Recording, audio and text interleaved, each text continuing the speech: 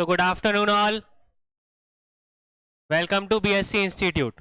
और हम लोग आज बुद्धिज्म से रिलेटेड एमसीक्यूज को सॉल्व करने जा रहे हैं। अभी तक हम लोगों ने सारे स्टोन एजेस के एमसीक्यूज सॉल्व कर लिए हैं, ठीक है।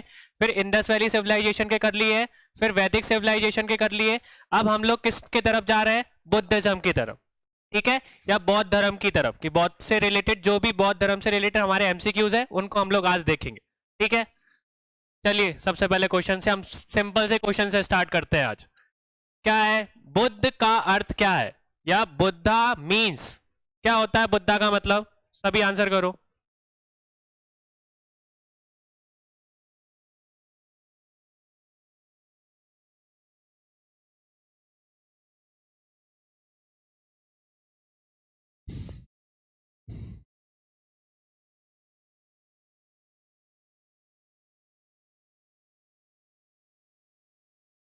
कोई बी बता रहा है, कोई ए बता रहा है।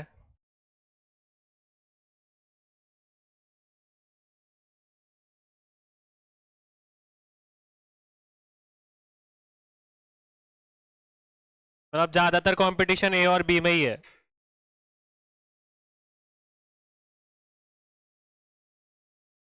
सबसे पहली चीज तो बुद्धा का मतलब हमको समझना है। तो बुद्धा का मतलब क्या होता है? बुद्धा मतलब कि जिसको ज्ञान की प्राप्ति हो गई हो। क्या? किसकी प्राप्ति हो गई हो?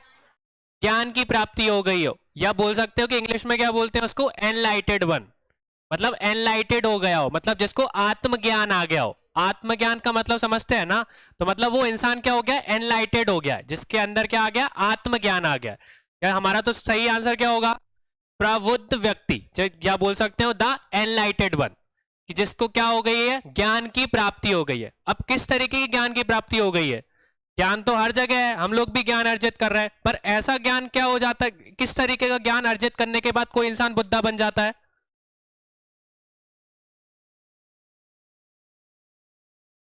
आत्मा और बेसिकली कि आत्मज्ञान उस तरीके का ज्ञान है कि जिसमें हम लोग संसार के जितने भी दुख हैं उनका ज्ञान हो जाए, दुख के जितने भी कारण हैं उनका हमको ज्ञान हो जाए, और उन दुखों के कारण को हम कैसे दूर कर सकते हैं, उनका समाधान क्या है, इसका ज्ञान जिसको हो जाता है उस इंसान को हम लोग क्या बोलते हैं? बुद्धा बोलते हैं।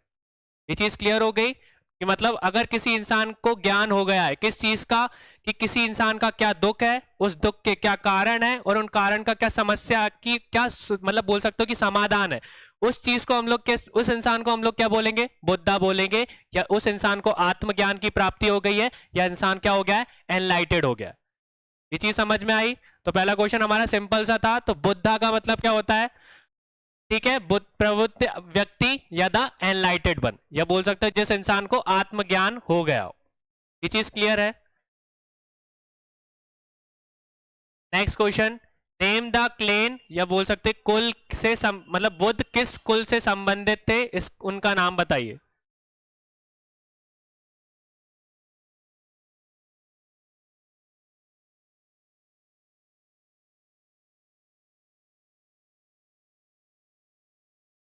सब सी बता रहे हैं, साख्य।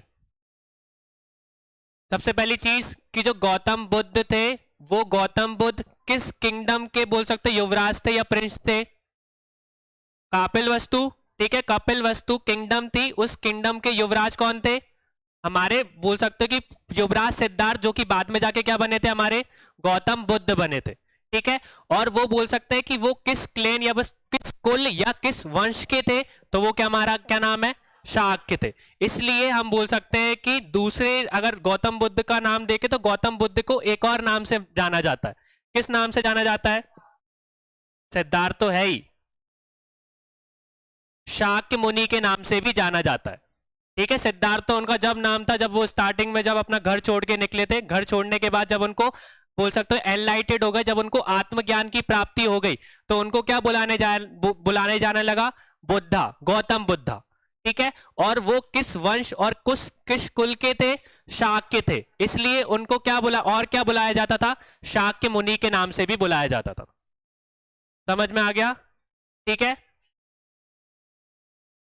या हम लोग इधर से और थोड़ा सा कनेक्ट करने की कोशिश करो तो ये जो वंश चीज है या क्लेन जो हम लोग यूज कर रहे हैं वो लगभग किस में, मतलब किस चीज को हम लोग डिनोट कर सकते हैं, किस चीज के अंदर आता है? महाजनपद के अंदर। जो 16 महाजनपद हमने पढ़ी हैं उन 16 महाजनपद में से एक जनपद कौन सी थी? कौशल थी। उस कौशल के अंदर बोल सकते हैं कि हमारी कपिलवस्तु थी, और कपिलवस्तु के अंदर हमारी क्या आती थी? ये शाक्य कुल आता था। समझ में आया क्या बोला मैंने अभी? सबसे पहली चीज कि हमने 16 महाजनपद पढ़े थे, उस 16 महाजनपद में से बुद्ध कौन से जनपद में थे? कौशल जनपद, बोल सकते महाजनपद में थे। कौशल के अंदर क्या आता था? कपिलवस्तु। और कपिलवस्तु के अंदर एक वंश था या एक कुल था जिसका नाम क्या था? शाक्य। और गौतम बुद्ध उसी कुल से बिलोंग करते थे, इसलिए उनको शाक्य मुनि भी बुलाया जाता था। क्लियर हो गया? ये चीज मैंने पहले भी बोला है कि ये नोट डाउन करनी है आपको। तो हमारा सही आंसर क्या हो गया? शाक्य। अब नेक्स्ट है हमारा निम्नलिखित स्थानों पर विचार करें या कंसीडर द फॉलोइंग प्लेसेस। अब इनको आपको बोल सकते हो कि मतलब सीक्वेंस के हिसाब से आपको वो क्या कहते हैं अरेंज करना है कि सबसे पहले जो बुद्धा की जीवन था उसमें कौन सी जगह पे पहली चीज हुई, फिर इसके बाद दूसरी जगह पे दूसरी चीज हुई, इस तरीके से आपको बताना है।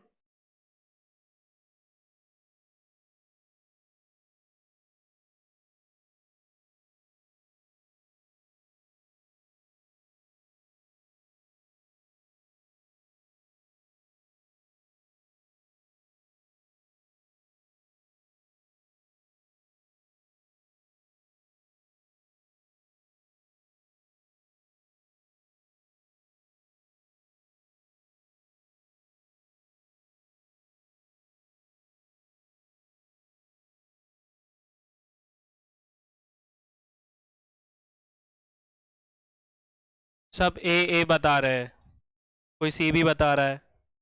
ठाकुर उदय जादौन।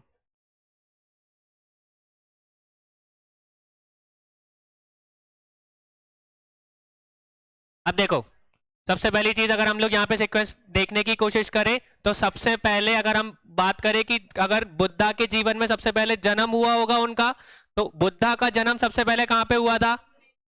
कहां पे हुआ था? और वो किस किंगडम में आती थी? कपिलवस्तु अभी हमने देखा, तो जन्म कहां पर हुआ? लुम्बिनी में। फिर इसके बाद कौन सा सीक्वेंस आ रहा है हमारा? अब बोध गया क्यों? तो सबसे पहले अगर हम बोध की बात करें, बोध का मतलब क्या होता है? ज्ञान। क्या होता है? मतलब कि बोध मतलब ज्ञान, मतलब कि जो गौतम बुद्ध है उनको ज्ञान की प्राप्ति हुई। कहां पर हुई? गया में हुई। ठीक है, कहां पर हुई? गया में हुई। अब गया में कहां, किस पेड़ के नीचे हुई? बोधि ट्री के नीचे, या जिसको हम लोग पीपल का पेड़ भी बोलते हैं। ठीक है, और इस पेड़, अगर इस पेड़ के कारण उस पेड़ को क्या बुलाया जाने लगा? बोधि ट्री बोलने लगे, बोधि वृक्ष बोलने लगे। और जिस शहर में उनको बोध प्राप्त हुआ था उसको क्या बुलाया जाने लगा? बोध गया बुलाने जाने लगा। वैसे हम लोग गया ही बोलते हैं, पर जिस उनको वहां पे बोध प्राप्त हुआ था इसलिए उसको क्या बुलाते हैं आज के टाइम पे? बोध गया बुलाते हैं। समझ में आ गया? और अगर नदी की बात करूं तो किस नदी के तट पे हुआ था? निरंजन, आपकी जो नदी के तट है उसके पास में उनको ज्ञान की प्राप्ति हुई थी। तो हमने ये सारे के सारे सिक्वेंस से आपको याद रखना है। ठीक है, तो सबसे पहली चीज उनका जन्म लुम्बिनी में हुआ। अगर ज्ञान ज्ञान की प्राप्ति की बात करें तो ज्ञान की प्राप्ति उनको कहां पर हुई? गया में हुई या बोध गया में हुई। ठीक है, फिर तीसरी बात हम लोग करते हैं। अब आप बोल रहे हैं कि सारनाथ, तो सारनाथ में ऐसा क्या हुआ था कि ठीक है, तो उन्होंने पहला फर्स्ट सरमन दिया था या पहला उपदेश कहां पे दिया था? सारनाथ में दिया था। ठीक है, और लास्ट में अगर बात करें तो फिर क्या आएगा? कुशीनगर। तो कुशीनगर में क्या हुआ था? ठीक है, उनकी मृत्यु हुई थी, या बोल सकते हो कि परा निर्माण आपको प्राप्त हुआ था। तो हमारा पहला क्या है? First, second, third, fourth. तो हमारा पहला ऑप्शन क्या है? ए ही सही है। तो जिन लोगों ने ए बताया था वो सही है।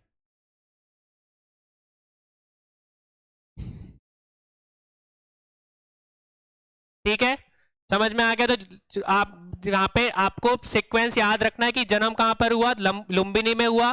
फिर इसके बाद उनको ज्ञान की प्राप्ति कहां पर हुई? बोध गया में हुई। फिर इसके बाद सारनाथ ने उन्होंने पहला उपदेश दिया या अपना फर्स्ट सरमन दिया। ठीक है, और कुशीनगर में उनकी मृत्यु हुई। ठीक है, जिसको हम लोग महापरिनिर्माण के नाम से भी जानते हैं। क्लियर हो गया सबको?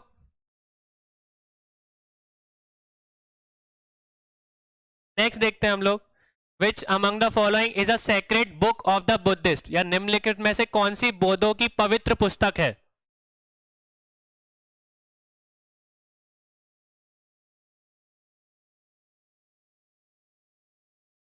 सब लोग सी बता रहे हैं, क्योंकि पहले दो ऑप्शन तो हम लोगों को पता ही है, और लड़ाई किसमें है, सी में और डी में।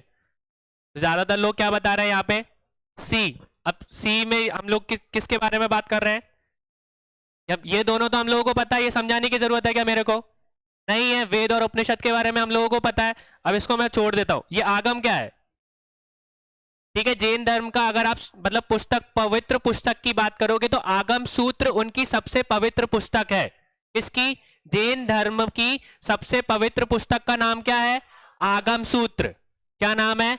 आगम सूत्र। और अगर बुद्धिज्म की बात करें कि बुद्धिज्म की पवित्र पुस्तक का नाम क्या है, तो वो क्या है हमारी? त्रिपिटका। क्या है हमारी? अब त्रिपिटका में ये चीज याद रखना कि ये आप ये बोल सकते हो कि ये 3 बुकों को मिलके उनका एक पवित्र पुस्तक बनती है। ठीक है, 3 बुकों को मिलके कितनी पुस्तक मतलब एक पवित्र पुस्तक का नाम त्रिपिटका है। त्रि मतलब कि 3, तो उसमें 3 पिटका वहां पे प्रेजेंट है। ठीक है, ये चीज क्लियर हो गई। तो सबसे पहले आप बोल सकते हो पिटका का नाम क्या है? नियम पिटका। पहली कौन सी पिटका है? नियम पिटका। दूसरी जो पिटका का नाम है उसका नाम क्या है? सूत्र पिटका। ठीक है, और तीसरी क्या है? अभिधर्म पिटका। और ये तीनों पिटका मिलके त्रिपिटका बनाती हैं। ये चीज क्लियर हुई? अब देखो आगे समझाता हूं। द बुद्धिज्म स्क्रिप्चर इन पाली, और सबसे पहली चीज की जो ये आपकी जो स्क्रिप्चर है वो किस लैंग्वेज में हमको देखने को मिलती है? पाली लैंग्वेज में हमको देखने को मिलती है। ठीक है, फिर इसके बाद अगर हम बात करें कि त्रिपिटका, तो त्रिपिटका का मतलब क्या होता है? 3 फोल्ड बास्केट, मतलब कि 3 बोल सकते हो कि जो आपकी बोल सके टोकरी। तो उस टोकरी में अगर हम बात करें तो बेसिकली 3 पुस्तक आती है। 3 पुस्तक उस त्रिपिटका में बिलोंग करती है। पहली पुस्तक का नाम क्या है? विनय पिटका। या यहाँ पे अगर हम हिंदी में देखें तो सबसे पहली बुक कौन सी है? विनय पिटका। दूसरी कौन सी है? सूत पिटका। और तीसरी अभिधाम पिटका। ये तीनों जो बोल सकते किताब है, इन तीनों किताबों के मिक्सचर को हम लोग क्या बोलते हैं? त्रिपिटका बोलते हैं। और जो त्रिपिटका है वो हमारे बुद्धिज्म की क्या है? सबसे पवित्र पुस्तक है। क्लियर हो गया? समझ में आ गया? तो अगर त्रिपिटका की बात करोगे तो वो त्रिपिटका में 3 किताबें हैं, ये चीज हमको याद रखनी है। पहली किताब का नाम क्या है? ठीक है, नियम पिटका। इसके बाद हमारी सूत पिटका। तीसरी अभिध्याम पिटका। क्लियर हुआ? अब देखो यहां पे सिंपल सी, अगर आपको एक मतलब जनरल के लिए आपको देखना है कि इन सभी पिटका जो अलग अलग आपकी बुकें हैं उनमें किस किस के बारे में बताया गया है। तो सबसे पहली हमारी कौन सी पिटका है? विनय पिटका। तो विनय पिटका में नियम के बारे में बताया है, जो बुद्ध के बोल सकते हो कि जो सिद्धांत है, जैसे कि जो भी बुद्धों ने बताया कि किस तरीके से नियम और कानून होने चाहिए, उस चीज का वितरण किस पिटका में हमको देखने को मिलता है? विनय पिटका में देखने को मिलता है। ठीक है, फिर दूसरी कौन सी है हमारी? सूत पिटका। तो सूत पिटका में हमने बोल सकते हैं कि जो हमारे बुद्धिज्म के जो भी सिद्धांत है वो सारे के सारे सिद्धांत हमको किस में देखने को मिलते हैं? सूत पिटका में देखने को मिलते हैं। लास्ट हमारी कौन सी है? अभिधाम पिटका। तो अभिधाम पिटका एक तरीके से बोल सकते हो कि ऐसी किताब है जिसमें क्वेश्चन और आंसर दिए हैं, मतलब प्रश्न दिए हैं और आंसर के रूप में एक किताब है। जैसे देखो एक सिंपल सा एग्जांपल देता हूं। अब अगर आप लोगों को कोई डाउट है, अगर आप मेरे से क्वेश्चन पूछा, अगर मैंने उसका आंसर दे दिया तो आपको एक तरीके से शांति मिल जाएगी ना कि हाँ चलो ठीक है, मेरा ये वाला जो डाउट है वो सॉल्व हो गया। यही चीज होती है ना, अगर हमारे पास हमको डाउट है और अगर वो डाउट सॉल्व नहीं हुआ तो जब तक हमको शांति नहीं मिलती। अगर मेरा डाउट किसी से है और अगर वो चीज क्लियर हो गई मेरी, तो मेरे को क्या हो जाएगी? शांति मिल जाएगी कि मतलब मेरा डाउट क्लियर हो गया, अगर एग्जाम में आता है तो मैं उसको सही कर दूंगा। तो वही चीज जो बोल सकते हैं कि बुद्धिज्म टेक्स्ट में जो बोल सकते हैं अभिधाम पिटका में, जो हमारे वो गौतम बुद्ध हैं उन्होंने जो भी सिद्धांत दिए वो क्वेश्चन आंसर की फॉर्म में दिए। किसी इंसान ने क्वेश्चन पूछा होगा तो उसका आंसर गौतम बुद्ध ने अपनी अभिधाम पिटका में बताया, मतलब कि उस तरीके से उन्होंने संदेश दिया होगा। और बाद में जब उन्होंने शिष्य ने जब अभिधाम पिटका लिखी होगी तो उसमें उस तरीके से चीजें लिखी गई, मतलब कि क्वेश्चन आंसर की फॉर्म में वो आपकी बोल सकते हो किताब है जिसमें क्वेश्चन दिए गए हैं, मतलब धर्म से रिलेटेड। ऐसे बोल सकते हैं नहीं कि वेद में भी दिए होंगे, कि वेद में अगर बोल सकते हो कि ब्राह्मण कौन है, क्षत्रिय कौन है, तो ये क्वेश्चन है। अब वो नीचे लिखा होगा कि ब्राह्मण कौन है, जो कि बोल सकते हैं कि ब्रह्मा जी के मुंह से निकले थे। ये सारी चीजें जो क्वेश्चन आंसर की फॉर्म में है वो हमको किस पिट्टिका में देखने को मिलती है? अभिधाम पिट्टिका में। समझ में आ गया? अभी हमने क्या पढ़ा? बुद्धिज्म की पवित्र पुस्तक के बारे में पढ़ा, त्रिपिटिका के बारे में। उसमें 3 किताबें होती हैं। 3 किताब में से पहली किताब में विनय जो पिटिका है, उसमें बोल सकते हैं नियम और कानून के बारे में दिया गया है। ठीक है, फिर इसके बाद दूसरी सूत पट्टिका में हमारे लिए सिद्धांतों के बारे में बताया, और अभिधाम पिट्टिका में हमारे जो भी बोल सकते हैं कि जो प्रश्न थे वो उसका प्रश्न और उत्तर उसमें दिए गए। क्लियर हो गया?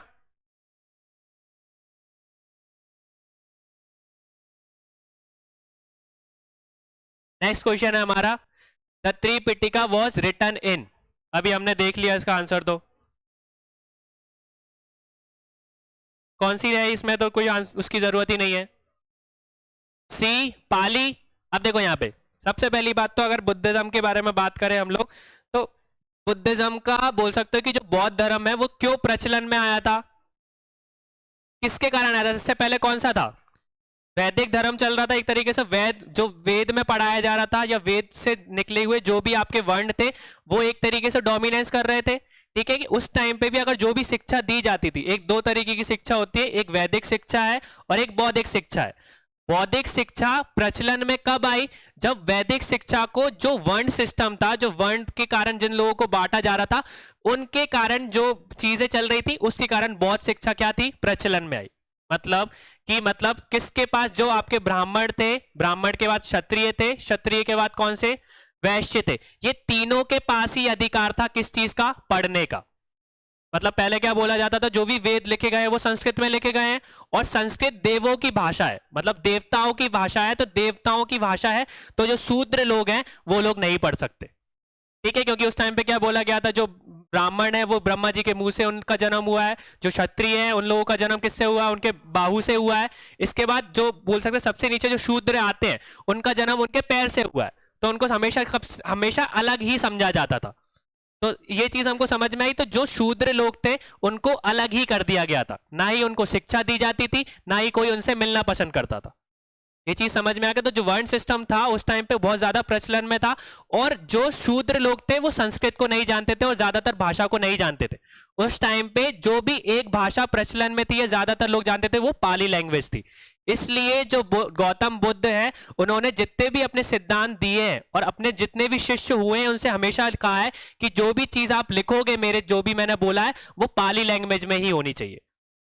ठीक है, तो जितने भी हमको बुद्ध की मतलब बौद्ध साहित्य में जितनी भी हमको पुस्तक देखने को मिलती है, उन ज्यादातर पुस्तकों में हमको जो लैंग्वेज है या जो भाषा है वो पाली ही देखने को मिलेगी।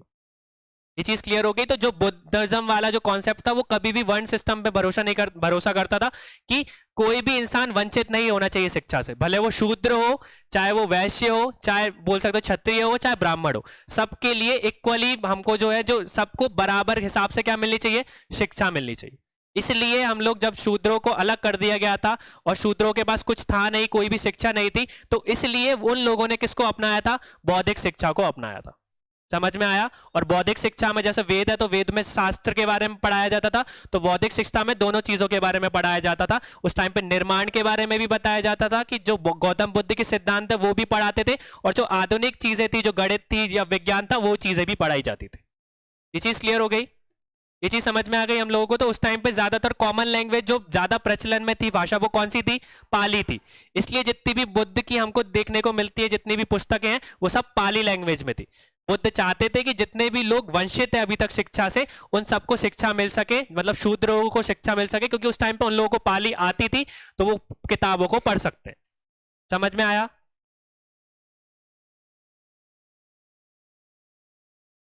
नेक्स्ट क्वेश्चन पे आए, सिंपल सा क्वेश्चन था। अब नेक्स्ट देखो, कंसीडर द फॉलोइंग। क्या बताया? विच ऑफ, मतलब कि उपयुक्त में से कौन सा बौद्ध साहित्य की शाखाएं हैं।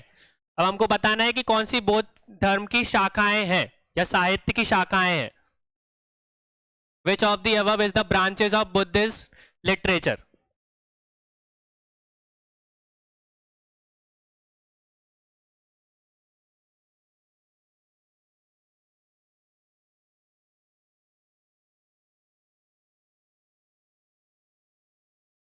सब ए बता रहे हैं।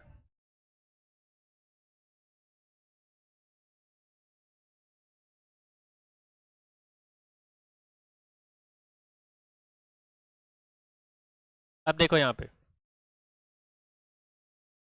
अब यहाँ पे ये चीज याद रख लेना कि जो भी बौद्ध साहित्य है उसकी 3 ही शाखाएं हैं। कितनी शाखाएं हैं? 3 शाखाएं हैं। पहली कौन सी है हमारी? बोल सकते हो कि पिटक, ठीक है, जो हमने अभी पढ़ी, जो कि त्रिपिटका है, वो किताब अलग है, ठीक है। इसके बाद दूसरी क्या आती है? जातक, ठीक है। और तीसरी क्या है हमारी? तीसरी क्या है? निकाय, ठीक है। तो ये हमारी बौद्ध साहित्य की क्या है? शाखाएं हैं। क्या है? शाखाएं हैं। पहली शाखा का नाम क्या है? पिटक, ठीक है, जो हमने पढ़ा त्रिपिटका। दूसरी जातक कथाएं, और तीसरी क्या है हमारी? निकाय। ये सारी की सारी किससे रिलेटेड, किसकी शाखाएं हैं? हमारी बौद्ध साहित्य की शाखाएं हैं। ये चीज क्लियर हो गई। तो इनमें से हम लोगों को देखा यहाँ पे कि आंसर कौन सा मिल रहा है? पहला है पिटक और दूसरा जातक। ये नहीं है, तो मतलब 1 और 3 हमारा आंसर सही है। तो सही आंसर क्या हो गया हमारा? पहला ऑप्शन ए। ये चीज क्लियर हो गई। अब समझ में आ गया कि अगर आपसे बौद्ध साहित्य की बात करेंगे तो यहाँ पे इसको याद रख लेना। जब भी अगर बौद्ध साहित्य की बात हुई तो बौद्ध साहित्य में 3 ही शाखाएं हैं, ठीक है। पहली है पिटक, ठीक है, जो हमने त्रिपिटक जिस तरीके की अभी बुक पुस्तकों को देखा। दूसरी क्या है? जातक कथाएं, ठीक है। और तीसरी क्या है हमारी? निकाय। क्लियर हो गया। अब नेक्स्ट देखें यहाँ पे। तो सबसे पहली चीज हमने देख लिया कि जो बुद्धिज्म है साहित्य में 3 शाखाएं हैं। जैन साहित्य की शाखाओं का नाम देख लेते हैं एक बार। तो जैन साहित्य की शाखाएं कौन सी है? जो सबसे पहले ऑप्शन था अंग, उसी का था। अंग के बाद उपअंग, बोल सकते हो प्रकृत, छेद सूत्र और मूल सूत्र। ये सारी की सारी किस साहित्य की बोल सकते शाखाएं हैं? जैन साहित्य की, ठीक है। बुद्धिज्म की हमने 3 पढ़ी, और आपकी जैन साहित्य की कितनी शाखाएं हैं? 4 शाखाएं। एक है आपकी अंगस, दूसरी उपंगस, इसके बाद प्रकरणा, छेद सूत्र और मूल सूत्र।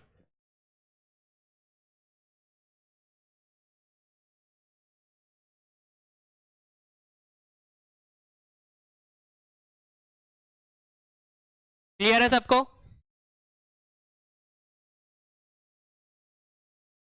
नेक्स्ट क्वेश्चन देखते हैं हम लोग। Which one of the following is not included in the 8-fold path of Buddhism? जो अष्टांग मार्ग थे ना, उन अष्टांग मार्गों में से इनमें से कौन सा है जो कि इंक्लूडेड नहीं है?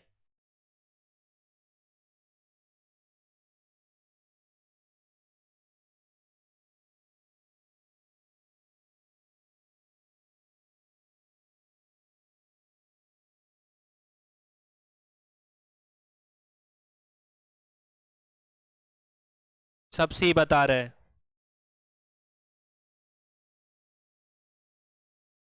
मतलब उन्होंने, मतलब अगर हम बात करें अष्टांग आपके बोल सकते हो मार्ग में, तो अष्टांग मार्ग में अगर आप सबको देखोगे तो इनमें से बस एक ही चीज है जिसका वितरण उसमें नहीं है। किसका नहीं है?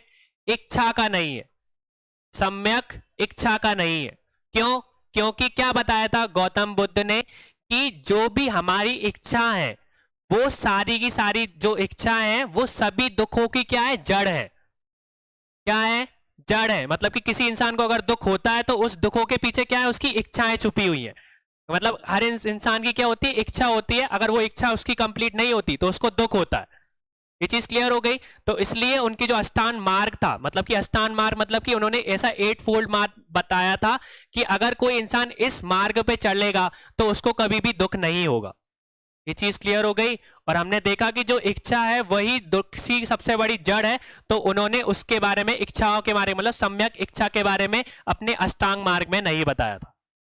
ये चीज क्लियर हो गई। तो ये चीज याद रखना कि जो भी हमारी बोल सकते डिजायर होती है या जो बोल सकते इच्छा होती है वो सारी की सारी दुख का जड़ है, ठीक है। और गौतम बुद्ध ने मेन चीज यही बताई थी उनके ज्ञान में कि हमको बेसिकली क्या है, जो भी संसार के ज्ञान है उनके बारे, उनको दूर करना है, और उनके दूर करने के लिए जो भी समाधान हो सकते हैं उनके बारे में जानना है। जिस इंसान ने इस चीज के बारे में ध्यान कर लिया उसको भी हम क्या बोलेंगे? बुद्धा मानेंगे। ये चीज क्लियर हो गई। तो अष्टांग मार्ग में किसके बारे में नहीं बताया? सम्यक इच्छा के बारे में नहीं बताया। अब हम देख लेते हैं कि कौन कौन सी चीजें उसमें बताएगी रखी है। तो अष्टांग मार्ग की बात करोगे तो अष्टांग मार्ग में क्या देखे रखा है? सम्यक दृष्टि, कि हमारी दृष्टि कैसी होनी चाहिए, मतलब विजनरी होनी चाहिए। विजनरी मतलब कि दूर का सोचना चाहिए हमको, ठीक है। दृष्टि अच्छी भी होनी चाहिए और अच्छी होने के साथ हमारी कैसी होनी चाहिए, विजनरी होनी चाहिए, कि हम लोग क्या कर सके, दूर का सोच सके, क्या अच्छा है क्या बुरा है। ये चीज क्लियर हो गई। फिर दूसरी क्या है हमारे, सम्यक संकल्प, जो हमारे संकल्प के बारे में बताया, सम्यक वचन के बारे में बताया, सम्यक हमारे कर्म के बारे में बताया कि जो हमारे कर्म है वो कैसे होने चाहिए, अच्छे कर्म होने चाहिए। सम्यक आजीविका के बारे में बताया, सम्यक व्यायाम के बारे में बताया, सम्यक स्मृति के बारे में बताया और सम्यक समाधि के बारे में बताया। तो ये हमारे ये सारे के सारे जो भी हैं वो सारे के सारे क्या है, अष्टांग मार्ग है। और इसमें इच्छा के बारे में नहीं बताया गया। ठीक है, क्लियर हो गया।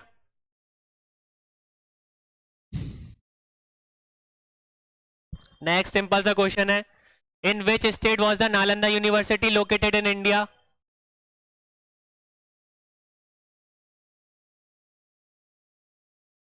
बी बिहार बता रहे सब। तो सिंपल सा क्वेश्चन था ये, तो नालंदा यूनिवर्सिटी हमारी बोल सकते हो। और ये चीज भी है कि दुनिया का सबसे बड़ा जो विश्वविद्यालय है वो कौन सा है, नालंदा या तक्षशिला? तो ये चीज भी याद रखना कि जो हमारा सबसे पुराना विश्वविद्यालय है वो क्या है, तक्षशिला है।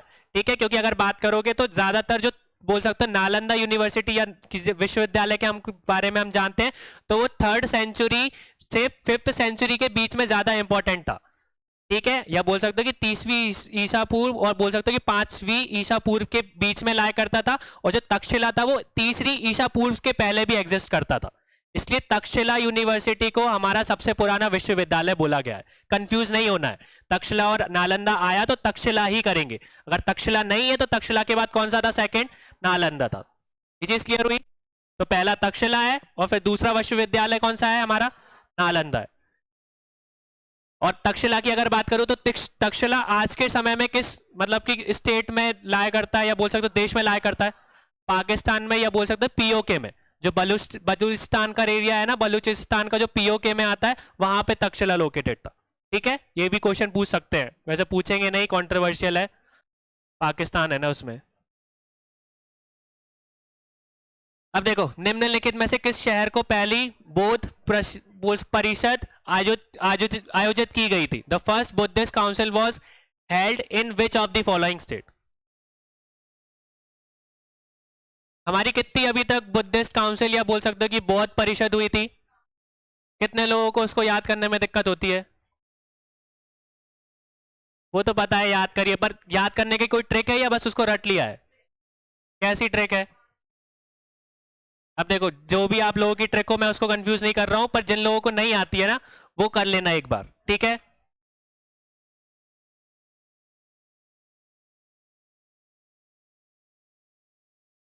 ठीक है, मैंने कैसे याद करा था, मतलब एक तरीके से गाने के रूप में याद कर लेना, RVPK AK। ठीक है, ऊपर क्या लिखा मैंने, RVPK, नीचे क्या है, AK। अब कैसे याद रखोगे, जो ऊपर की चीज है वो हमारी क्या है, हमारी 4 बौद्ध परिषद है या बुद्धिस्ट काउंसिल है। ठीक है, तो लाइन से याद करते हैं। तो सबसे पहली जो बुद्धिस्ट काउंसिल थी वो कहां पर हुई थी, राजगीर में हुई थी।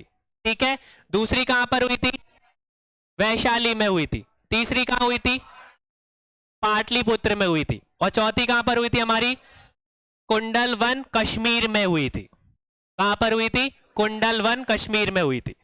अब किसके बोल सकते कि संरक्षण में हुई थी या किसकी उपस्थिति में हुई थी, उस टाइम पे कौन से राजा थे, अब वो याद कर लेते हैं वहां पे। तो उसी के नीचे हमने एक लिखा है। तो अगर राजगीर की बात करो तो राजगीर के टाइम पे कौन थे, अजात शत्रु थे। ठीक है, पहले बुद्धिस्ट काउंसिल के टाइम पे। दूसरी बुद्धिस्ट काउंसिल के टाइम पे जो वैशाली में हुई थी उस टाइम पे कौन थे, काल अशोक थे। कौन थे, काल अशोक। तीसरी बुद्धिस्ट काउंसिल जो कि पाटलिपुत्र में हुई थी उस टाइम पे कौन थे, अशोक थे। और लास्ट जो हम बोल सकते हो कि बोल सकते कुंडलवन कश्मीर में हुई थी उस टाइम पे कौन थे, कनिष्क थे। क्लियर हुआ? जिन लोगों को याद है वो बहुत अच्छी बात है, जिनको नहीं है वो इस तरीके से याद कर सकते हैं या अपना खुद का तरीका भी बना सकते हैं, पर इस तरीके से आप लोग याद करोगे तो आपको इजी हो जाएगा। क्लियर हो गया है हमको?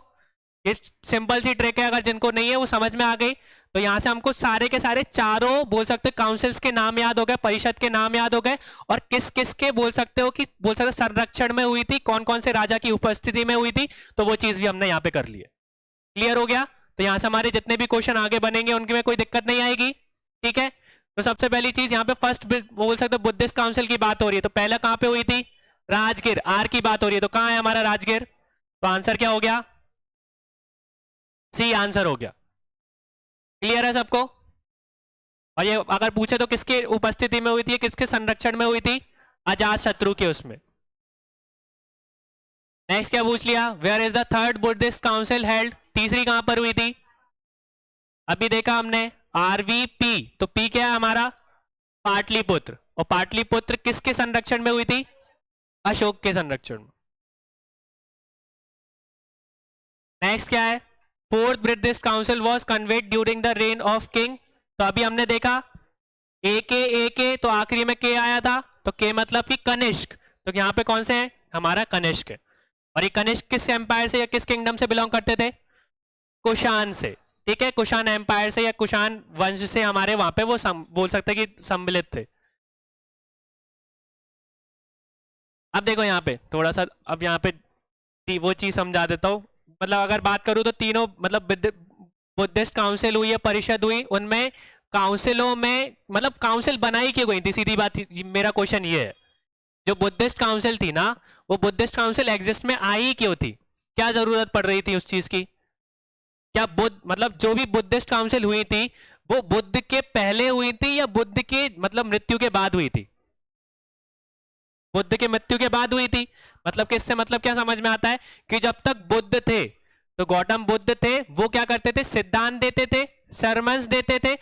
तो उस वो जब तक मृत्यु मतलब उनकी मृत्यु नहीं हुई थी, तो उन्होंने बहुत सारे बोल सकते हो कि सरमन्स दिए थे। ठीक है, तो उस सरमन्स के टाइम पे जब उनकी मृत्यु हो गई, ठीक है, तो उन वही चीज किस में कन्वर्ट हो गई? बुद्धिस्ट काउंसिल में कन्वर्ट हो गई। मतलब कि जब तक हमारे बुद्ध थे तो वो बताते थे कि जो बौद्ध धर्म है उसमें क्या होना चाहिए, क्या नहीं होना चाहिए, क्या नई चीज हम बोल सकते हैं कि ऐड कर सकते हैं। पर जब उनकी मृत्यु हो गई तो अब कौन बताएगा कि बौद्ध धर्म को कैसे चलाना है, क्या क्या चीजें हमको करनी है, क्या चीजें नहीं करनी। तो उसके बाद बुद्धिस्ट काउंसिल होने लगी। मतलब बाकी के जो उनके शिष्य वगैरह थे उन्होंने आखिरी मतलब वो की आखिरी सॉल्यूशन ये निकाला, समाधान ये निकाला कि अब हम लोग हर साल या बोल सकते कुछ सालों में क्या कराया करेंगे? बुद्धिस्ट काउंसिल कराया करेंगे, या बुद्ध परिषद कराया करेंगे। उसमें सभी लोग बैठ के क्या डिसाइड करेंगे कि बौद्ध धर्म में क्या करना चाहिए, क्या नहीं करना चाहिए, क्या गलतियां हो चुकी हैं, किस में सुधार ला सकते हैं, और क्या क्या नई नई चीजें ऐड कर सकते हैं। ये चीज क्लियर हो गई? तो ये बुद्धिस्ट काउंसिल में, और बोल सकते हैं कि जो उनके मतलब उपदेश उनने दिए थे, सरमन्स दिए थे, उनमें अंतर।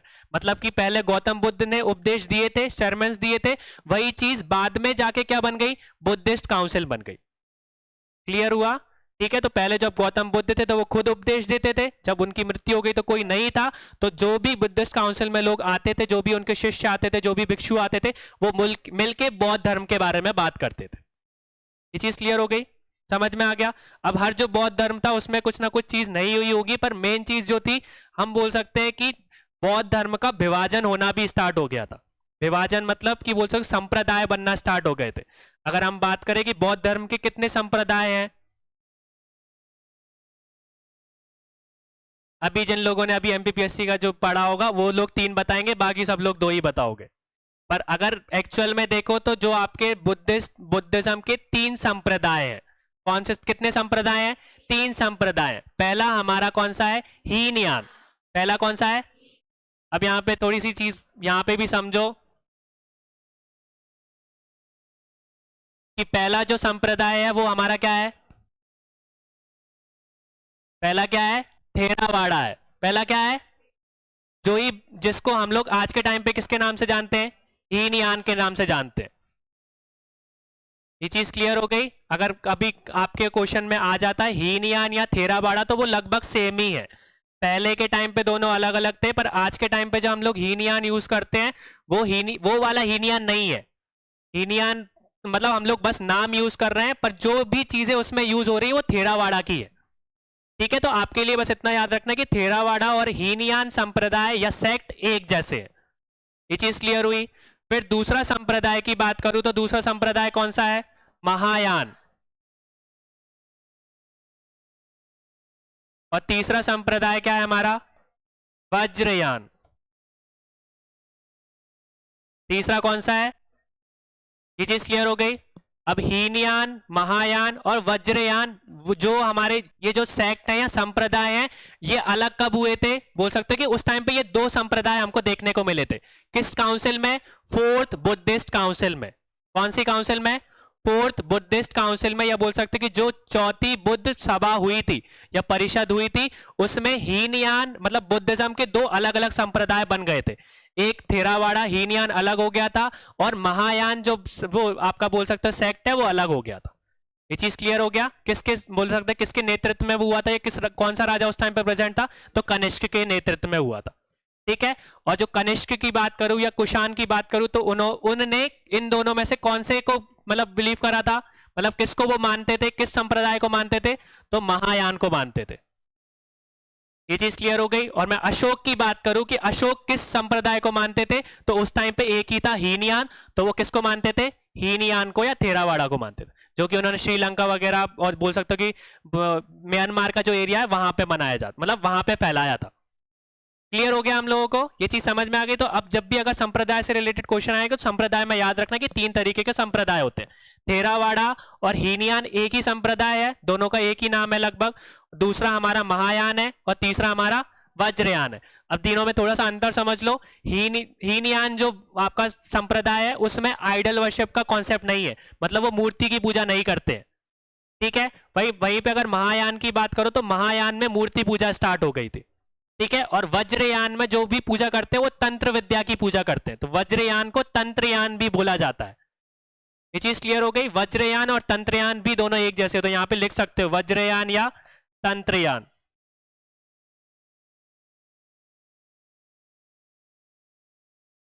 समझ में आया यहाँ पे संप्रदाय के बारे में? तो ये संप्रदाय बोल सकते हो कि हीनयान और महायान किस बुद्धिस्ट काउंसिल से अलग हुए थे?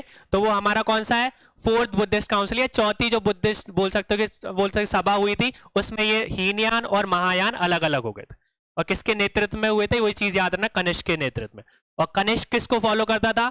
महायान को। और अशोका किसको फॉलो करता था? हीनयान को। नेक्स्ट क्वेश्चन को आंसर करिए सभी। Where was the first world largest monolithic statue of Buddha has been installed? या विश्व की सबसे बड़ी बुद्ध अखंड मूर्ति कहां स्थापित की गई है?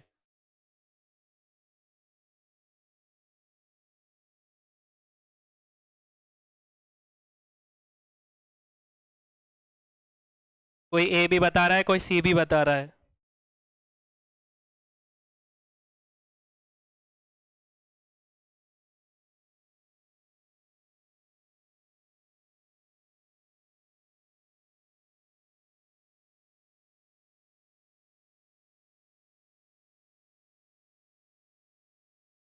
तो इसका सही आंसर क्या है हमारा? इसका सही आंसर है ए। क्या है हमारा सही आंसर? वामियान। ठीक है। वामियान में हम लोगों को क्या देखने मिलता है? हमारी गौतम बुद्ध की मतलब विश्व की सबसे बड़ी बुद्ध की अखंड मूर्ति कहां देखने को मिलती है? वामियान में। और अगर वामियान की बात करूं, तो आज के टाइम पे वामियान कहां पे हमको देखने को मिलता है? अफगानिस्तान में। ठीक है। अफगानिस्तान में एक जगह है वामियान, वहां पे हम लोगों को बोल सकते हैं बुद्ध की अखंड मूर्ति देखने को मिलती है। वो भी सबसे बड़ी बोल सकते एक अखंड मूर्ति है, विश्व की सबसे बड़ी। ठीक है।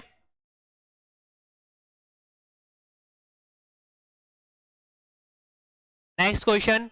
Which event of Gautam Buddha life is depicted by the wheel and the deer in the Indian art? या बोल सकते भारतीय कला में गौतम बुद्ध के जीवन की किस घटना को पहिए और हिरण द्वारा दर्शाया गया है?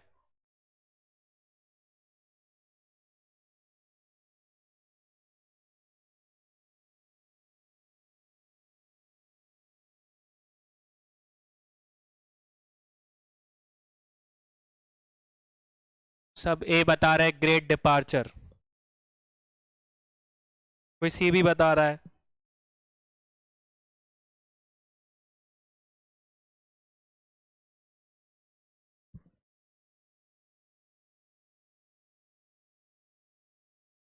देखो, बुद्धा के जीवन में जितने भी नए नए बोल सकते हो कि उन्होंने मतलब बोलते उपलक्ष्य मतलब प्राप्त किए हैं या चीजें उनको प्राप्त हुई है, तो उनको हमेशा एक चिन्ह से हमने क्या कहते हैं मतलब बताया गया है बुद्धिज्म में। मतलब कि हर जो बड़ी चीज हुई है बुद्ध के जीवन में, उसके लिए एक चिन्ह उन्होंने क्या बना के रखा है, चिन्ह से उसको सम्मानित किया गया है या चिन्ह से उसको समझाया है। तो उसको हम लोग एक बार समझ लेते हैं। अगर उनकी जन्म की बात करूं मैं, तो जन्म को उन्होंने किस चीज से चिन्हित किया है, हमारा लोटस से, या बोल सकते हैं कमल के फूल से या बुल से।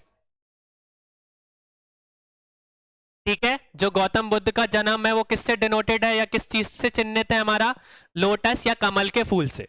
ठीक है, और जब उन्होंने अपना घर बार त्यागा था, जब अपना राज्य त्यागा था, तो उसको किससे चिन्हित किया गया है, घोड़े के साथ, हॉर्स के साथ। क्यों? क्योंकि जब उन्होंने अपना घर छोड़ा था, अपना बोल सकते हो कि राज्य छोड़ा था, तो वो अपने सारथी के साथ अपना बोल सकते हो कि राज्य छोड़ के जा रहे थे, इसलिए उसको किससे चिन्हित किया गया है, घोड़े के साथ।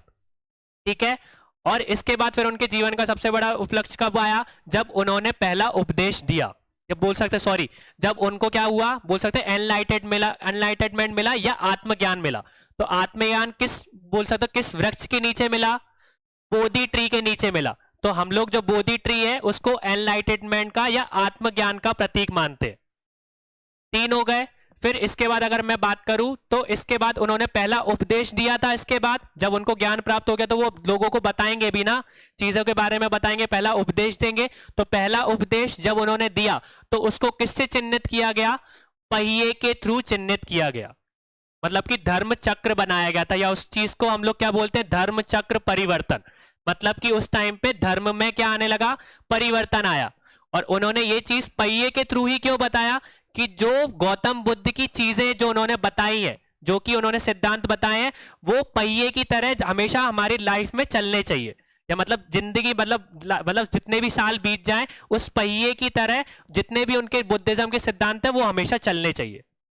ये चीज क्लियर हो गई। ठीक है, और लास्ट में अगर हम उनकी बात करें, तो लास्ट में उनकी मृत्यु को किससे चिन्हित किया गया है, स्तूपा से, स्तूप मतलब चिन्हित किया गया है। जितने भी स्तूप बने हुए हैं, अगर स्तूपा समझ में आ जाए तो मतलब उन किससे मतलब बोल सकते हैं किससे सम्मिलित है, उनकी मृत्यु से सम्मिलित है।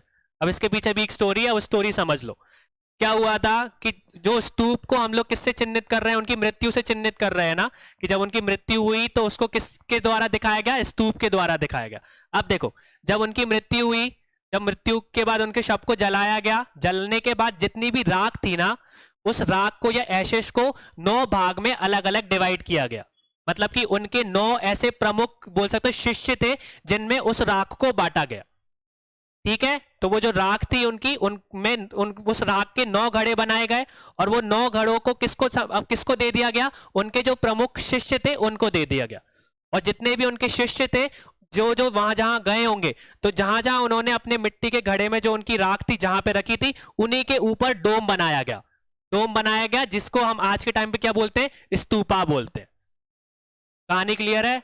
तो उनकी मृत्यु से स्तूपा का रिलेशन समझ में आ गया। तो जहां भी हम स्तूपा देखने को मिलते हैं ना, स्तूप देखने को मिलते हैं, उनके नीचे गौतम बुद्ध की राख मिलती है हमको देखने को। क्लियर हो गया? समझ में आ गया? तो हर जो बुद्धिज्म में जो गौतम बुद्ध के मतलब जीवन में जितनी भी घटनाएं घटी हैं, उनको हर चीज से एक डिनोट करके रखा है, एक सिंबल से, एक चिन्ह दिया गया है। ठीक है, तो यहाँ पे हमारे लिए किसकी बात कही गई थी, पहिए की बात की गई थी। तो पहिए के लिए उन्होंने क्या धर्म चक्र परिवर्तन बताया था, कब दिया था, जब उन्होंने अपना पहला उपदेश दिया था। तो इसका सही आंसर क्या होगा, सी, फर्स्ट इम्प्रीचिंग, या फर्स्ट मतलब प्रथम उपदेश जब उन्होंने दिया था। क्लियर हो गया?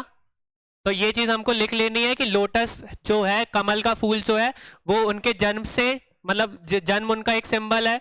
अगर फिर दूसरी बात हम लोग करें, तो जब वो घर छोड़ के या राज्य छोड़ के जा रहे थे, तो घोड़ा उसका प्रतीक है। इसके बाद जब उनको बोल सकते हैं कि ज्ञान प्राप्त हुआ, तो वो जो आपका बोधि ट्री है वो उसका सिंबल है। ठीक है, फिर इसके बाद जब उन्होंने पहला उपदेश दिया, तो उपदेश के टाइम पे एक पहिया उसका एक सिंबल है, जिसको धर्म चक्र परिवर्तन बोला जाता है।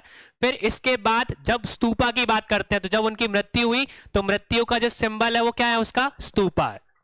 ये चीज क्लियर हो गई? नेक्स्ट क्वेश्चन देख लेते हैं। गौतम बुद्ध के सर्वाधिक उपदेश किस स्थान पर दिए गए थे? मतलब कि उन्होंने बहुत सारे जो उपदेश दिए होंगे वो किस जगह पे सबसे ज्यादा दिए थे?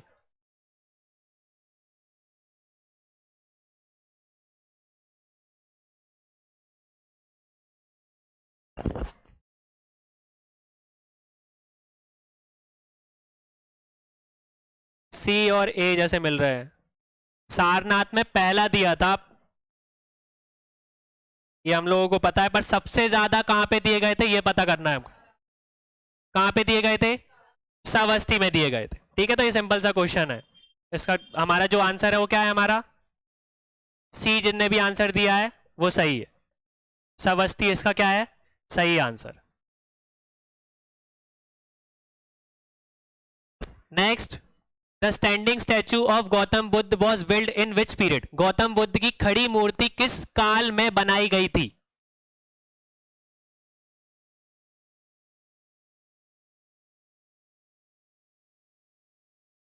किस काल में बनाई गई थी?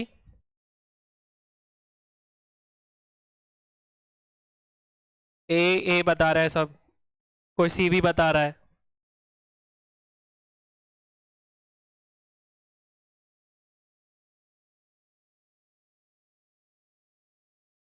अभी हमने देखी थी बामियान में एक, आपके मोनोलिथिक बोल सकते हो कि एक अखंड मूर्ति देखने को मिली थी। वो अखंड मूर्ति किस टाइम पे थी देखने को मिली हमको? हमको किस टाइम पे देखने को मिली थी? वो कुषाण काल के टाइम पे देखने को मिली थी। तो जिन लोगों ने ए आंसर किया है वो सही है। जो बामियान की मूर्ति जो हमको अफगानिस्तान में देखने को मिली थी, जो अखंड मूर्ति हमने बुद्ध की देखी थी, वो किस काल को बिलोंग करती है? कुषाण काल को बिलोंग करती है। और कुषाण में भी बोल सकते हो किस राजा ने बेसिकली बोल सकते हो कि मेन उस टाइम पे था, बोल सकते कनिष्क। कौन से राजा उस टाइम पे प्रेजेंट थे? कनिष्क प्रेजेंट थे। और अगर और भी बात करो तो ये जो बोल सकते हो कि जो गौतम बुद्ध की जो हमको मूर्ति मिली थी, वो किस तरीके के आर्ट को डिनोट करती थी या किस तरीके के कला को डिनोट करती थी? गांधार कला जो हम लोगों को मतलब हम लोगों ने पढ़ा है, वो उस तरीके की कला से डिनोटेड था। ये चीज क्लियर हो गई। तो जो बामियान में अफगानिस्तान में जो हमको अखंड मूर्ति मिली थी बुद्ध की, वो किस काल की थी? कुषाण काल की। और कुषाण काल में भी कौन से राजा उस टाइम पे उपस्थित थे? कनिष्क थे। और कनिष्क को गांधार जो कला थी उससे बहुत ज्यादा प्रेम था, इसलिए उन्होंने जितनी भी मूर्ति उस टाइम पे बनाई थी कुषाण काल में या उनके काल में, तो वो सारी की सारी कैसी आर्ट के या किस कला को डिनोटेड थी? गांधार कला को या गांधार आर्ट को। क्लियर हुआ?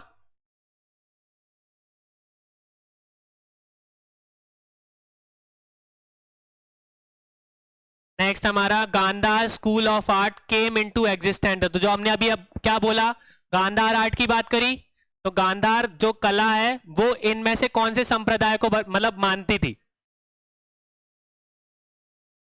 अभी हिंट दे दी है मैंने थोड़ी सी।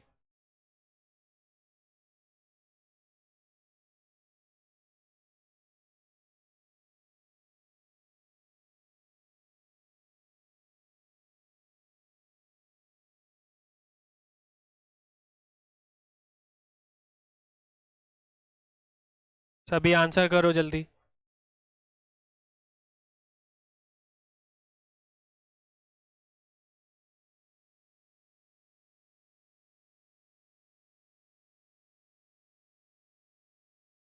ज्यादातर लोग क्या बता रहे हैं? बी, बी बता रहे हैं। ठीक है, अभी देखो यहाँ पे, अभी मैंने बताया जो गांधार स्कूल ऑफ आर्ट था वो किस काल को बिलोंग या किस वंश को बिलोंग करता था?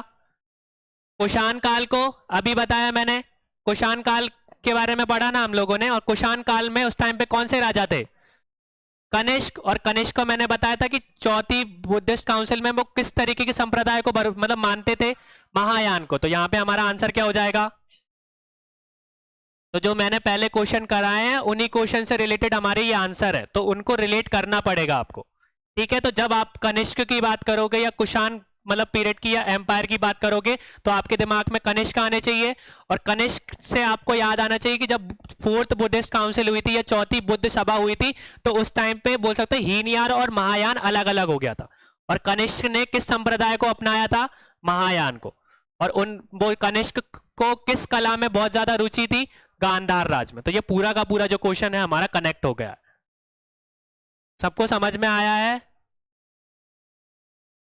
तो हमारा सही आंसर क्या है यहाँ पे? महायान। ठीक है, इसी के साथ हमारा ये खत्म है आज का। Thank you.